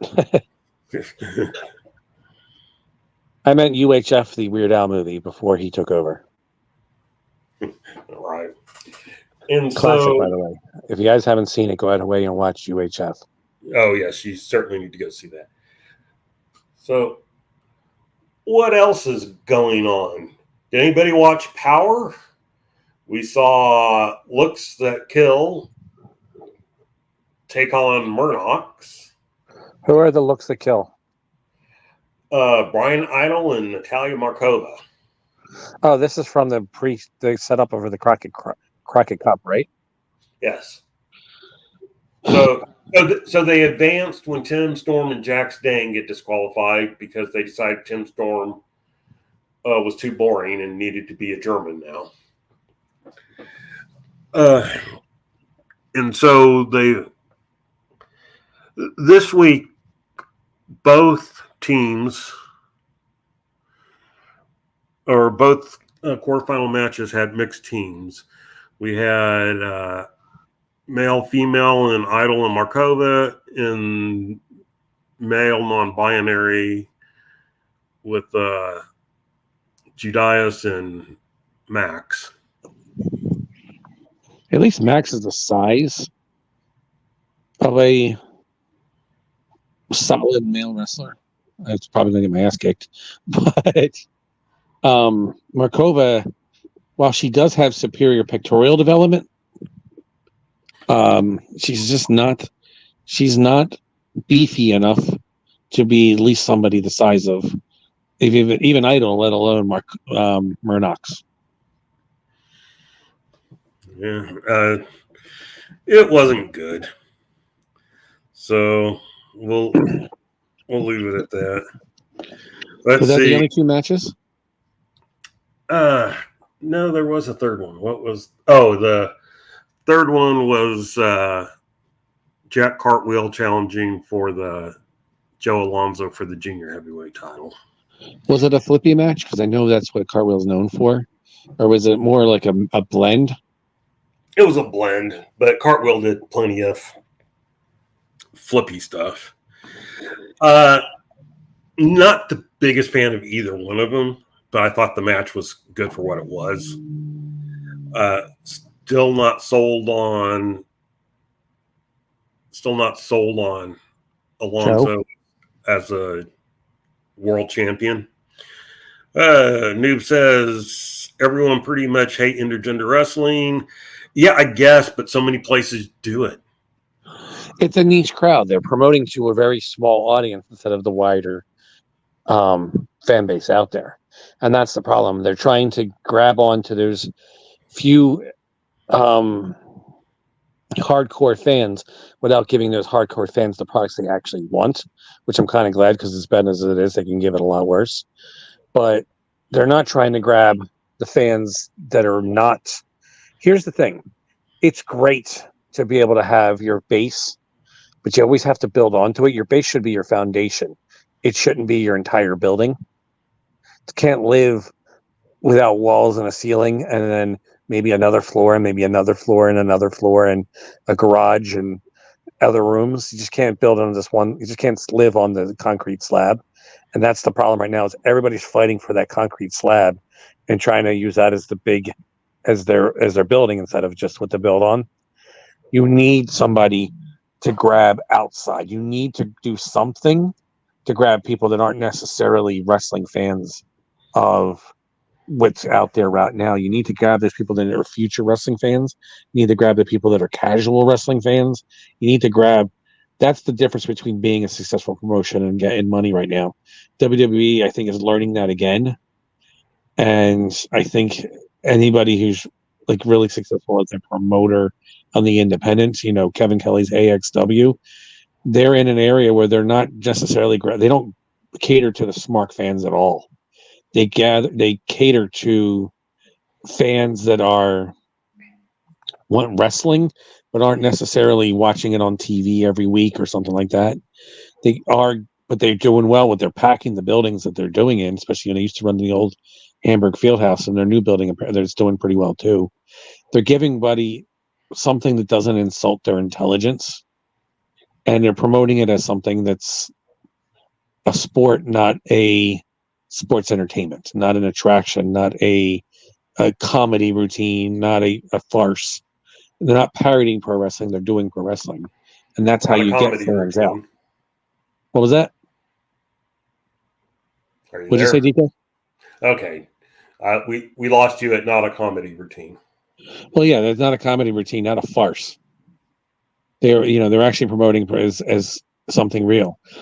There are reasons, like things like Deadpool can get away with what they do, but they're still fundamentally a comic book movie.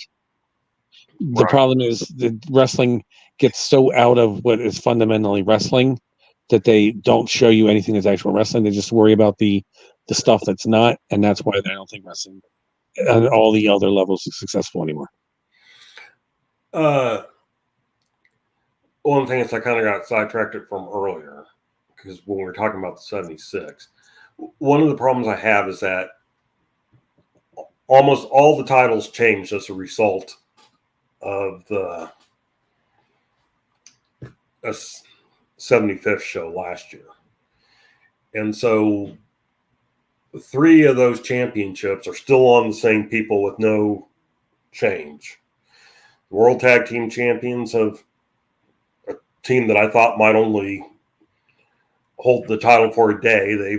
They're approaching their year. EC3 is approaching his year, and Kenzie's approaching her year as champion. Do they make it or not? I don't know. I'm going to go with probably.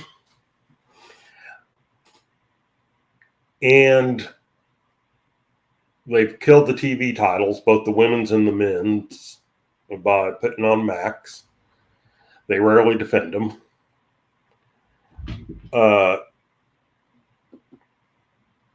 the only titles that have seemed to change hands are the national title by people dropping it away. Yeah, they're in title away. The U.S. Tag Team title, which the last champions threw the title away. And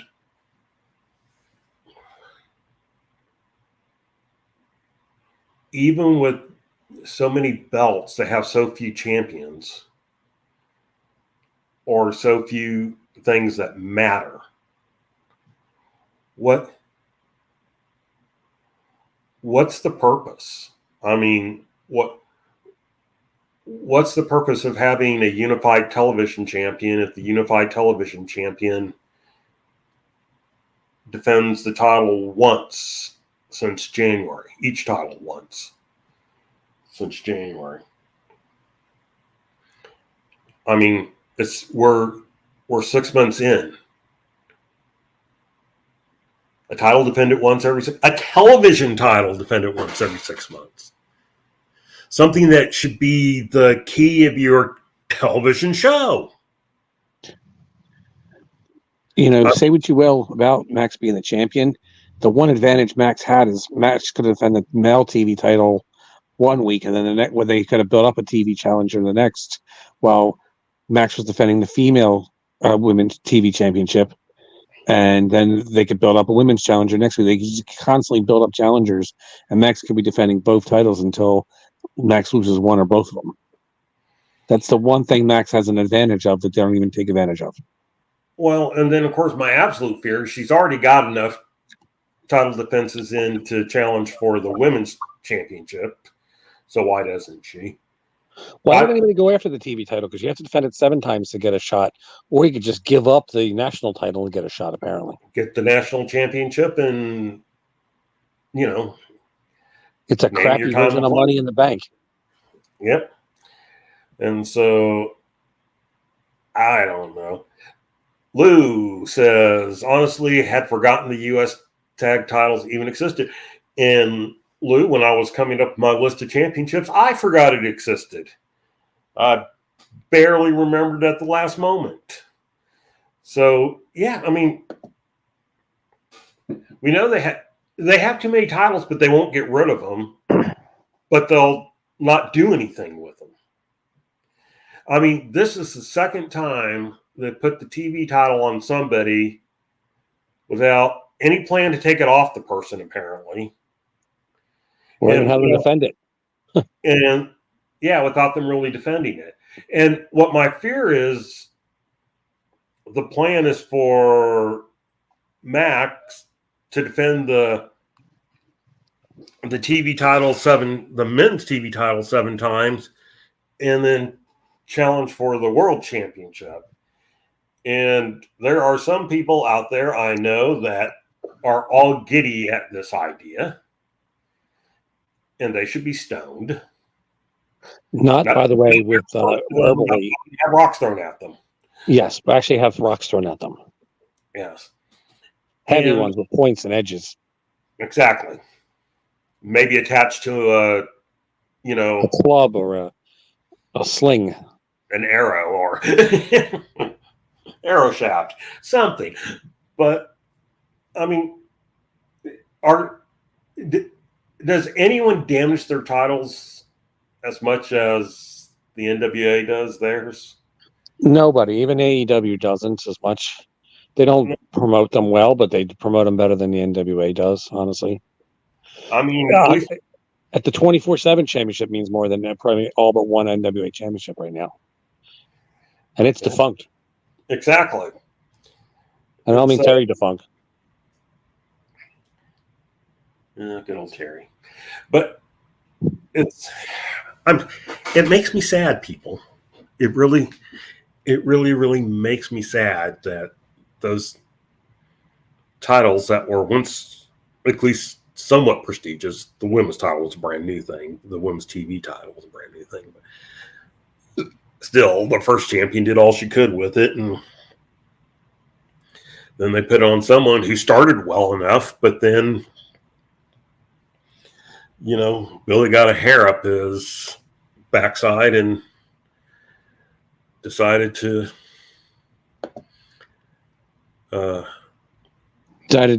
be stupid more than normal.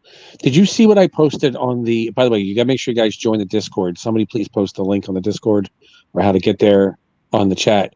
But did you see what I posted on the Discord when I think it was Big Chris Dog was posting about some championships or something like that? I don't know. Honestly, I have a hard time keeping up with the general topic. Yeah, the Discord is a different way to keep up, but let's see if I can find it. I know it wasn't in general. I think it was in territories.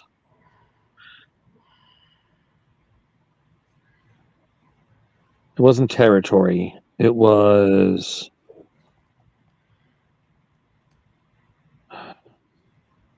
Was it power? I can't remember where I posted it, but basically I was talking about how to make matches and championships and wrestlers actually mean something, and how just, you know, I was talking about how somebody was talking about how Claudio Castagnoli was considered like a big savior and a big star, and how excited everybody was to see him, and now he doesn't mean as much. And Big Chris Dog was talking about, well, they put the Ring of Honor championship and he's involved in most big collision matches. And I basically said, when you have 75 belts that don't mean anything, then holding a championship is not a sign of success. Big matches mean nothing if they're not set up to lead to a specific goal and are not followed up upon or capitalized on, so it can capitalize on that match. To make the match mean something, it needs to be built up beforehand with personal issues or an accomplishment to achieve. Then the match has to create a personal investment in the combatants and the outcome. Finally, you need to reinforce what happened in the match, remind the fans of what they saw, why it happened, and the consequences of the match. Make the stakes of the match have long-lasting, substantial impact on the future of the wrestlers, the company, and any championship aspirations. Does the NWA, does any promotion not WWE and NXT do that right now? No. In the big leagues? No. Do you understand? Does the public, does the wrestling fans, does the listeners understand why I said that and what that actually means? Do you think? Oh, I avoid thinking at all costs. We know that. At least you don't like avocado. Well, let's But get seriously, just because a belt's thrown on somebody doesn't mean they're getting pushed. You can get somebody under by giving them a belt, and there's a lot of promotions, especially the NWA, is good for that. Just because somebody's on TV doesn't mean they're being used right. Just because you're even winning doesn't mean you're being used right. You have to be able to capitalize to make money on that. If your TV time's valuable, people forget that. Just because there's 7,000 TV channels out there and all the streaming and YouTube and everything else, people forget that things like that is still valuable. It's valuable time that you invest into somebody, and you have to make it so that time is capitalized on to actually make money. And I don't think very many, if any, wrestling promotions do it, except for maybe the UFC, which I think is still the greatest wrestling promotion in the country right now, professional wrestling promotion in the country right now. But you really need to capitalize and make every bit of TV time that you're giving somebody, and they have to be able to capitalize to make most of it, and you have to capitalize to make the most of it. And I don't think the NWA does that. There are lots of things the NWA dedicates time to that just do not need to be shown on any kind of public forum. And yeah, all right, maybe somebody's watching it. You know, people watch dogs have sex on the side of the road too. Doesn't mean it's something that needs to be really dedicated, and it doesn't mean you're going to make money off of that. And if you can, there's some sick people out there. You probably could, but still, you won't be able to have a nationwide company make money off of it. No, and there's just going back. Did you talk about Dutch Mantel? I'm sorry, my brain's having a moment of. I have not talked about Dutch Mantel in a while. But Dutch Mantel said on one of his recent podcasts that, you know, the only belt that he was ever interested in was Jerry Lawler's, because he goes, He goes, because that's when you main evented, and that's when you held the title that meant something, was if you were going after whatever Jerry Lawler held. He goes, it was detrimental to hold another title because then you wouldn't be challenging Jerry Lawler for his. You also wouldn't be working those top cards, you'd be working the secondary cards. Exactly. That's where they sent you as the secondary champion. So if you were the Mid-America champion went after Jarrett took over that title, that meant that you worked the secondary shows, you were the secondary champion, and you weren't in a feud with Lawler. You were in the way to make the most money in the territory. Right. And it was all about making money. And so, it is what it is. Well, all right. We are closing in on 9:00. And I feel we've done a rather good job of not murdering this particular episode. Yeah, we just need Wardell Walker to help us put that nail in the coffin again. I love you, Wardell. You're still a great wrestler. I've forgotten all about you, Wardell. So, Jaden, do you have anything to wrap up for this episode? Yes. Make sure you go to the dog YouTube page. If somebody could please post the link in the chat, it would be great for me. There's over 1,000 subscribers right now, and we like to build into that. I do know that there are going to be some hype coming up for the upcoming event. So you're going to start seeing some promos and maybe some promotional videos and stuff to help hype those events coming up, with one in the definite, one possibly in the way, and maybe even some more. You're going to see, obviously, those matches on YouTube. So you make sure you, if you don't live in the area and you can't see it live, it's going to be your second best thing. Make sure you like, comment, subscribe, and share, please. It helps to do it all. It helps the algorithm. It helps it. So not only like a match if you see it, make sure you comment on a match and give some good comments, and try to use words that aren't like buzzwords, because that actually hurts the algorithm in some way. Make sure you share it so all your friends can see it, and make sure you subscribe to the channel, and that way we can grow, and you can use the YouTube to grow even more for Dog and get more matches on there and give you free content. There's a lot to watch. There's a lot of great wrestling plus Daredevil Dave Dog matches on there. And it's free. That is true. Apparently, Jay also wants us to plug his Lucha Libre site. Oh, yes. That's a really good site, too. Do you remember the name of it? Because I can't pronounce it. He's got it in the thing. Put it up there. Well, I'm trying to do 3 things at once since nobody else is posting things. Hold on just a second. That is an awesome channel right now. I don't know if you had a chance to see it. That Viamos Lucha Libre. Is that how you say it? I'm going with yes. Vamonos. But that is really neat. You get to watch a lot of good clips and matches from Lucha Libre. See things that you don't need to see very often. That channel is growing fast, so that needs to be out there. Obviously, like, comment, and subscribe the Alliance guys and all this particular show, and share it out to all your friends. Whether if they like wrestling and they like watching 2 people talk about it, then we did that. Let's see. Lou is waiting for Dave Dahl cologne to come out, so I think Lou has lost his ever-loving mind. If you want to smell like Dave Dahl, just a mixture of body odor, armpit sweat, and raw sewage. That's also how I describe his wrestling ability. Well, I'm not going to argue with that.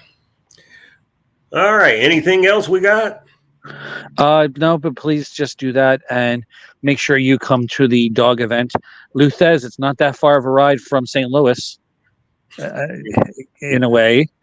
It's worth the plane flight, at least, to come see this event on Friday night, October 18th, at the Pennsville Middle School in Pennsville, New Jersey. It's historic and it's beautiful.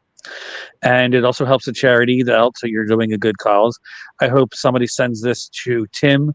He not only could he see it live and come down, but then he could watch it on YouTube, because our matches are available in Canada and around the world. And I hope Dave Scooby is able to get on his feet and he'll come up to see it. And I hope DK, a flight to Texas to Philadelphia is not that expensive. Yeah, well, right now I can't afford gas to get to the gas station. So, anyhow, yes, I think Jay's got to pay you more. In fact, Jay should pay you double what he currently pays you. I agree. I think he should pay me 1,000% more than what he currently pays me. Yeah, I can't say that. Maybe at least 500. 500 times what he currently pays you. Something in that. Yeah. Lou says I'll be big in France. Smelling that way, I guess so. I think he meant to say it'll be big in France. Oh, okay. Yes. Dave Dahl is like Jerry Lewis, except without any of the talent and ability to be funny and actual marketability. And Jerry Lewis has a better sounding voice. All right. Well, you guys have heard it. You've heard our opinions for this week. I don't think we killed the show. I guess we'll know next week. Just wounded it. Everybody wish Jay to get well, and we will see you all. Well, I'm talking. Oh, and buy some W and drink it. Yep. And buy some shirts. Buy lots of his shirts. Buy lots of his shirts. Actually, there's a couple shirts out there I need to buy. And also, there's another one coming out that that's going to look really cool too. So make sure you buy that one also. Yes, the new one that's coming is very, very cool looking. Yes, I'm going to go with that. Cool looking, because my mind has apparently melted and leaked out my ear. All right, everybody. We will see you next week. And as Jay would say, see you at the... Thanks for joining the stream. This has been a presentation of Alliance-Wrestling.com. We genuinely appreciate your support. Would you consider subscribing so you'll never miss a future episode? I'd also like to remind you we do a live stream every Tuesday at 5 p.m. before NWA Power. You can find us on social media at The Alliance Blog. And until next time, we are The Alliance. Hi, DK. You don't normally see you stay. Well, let's see.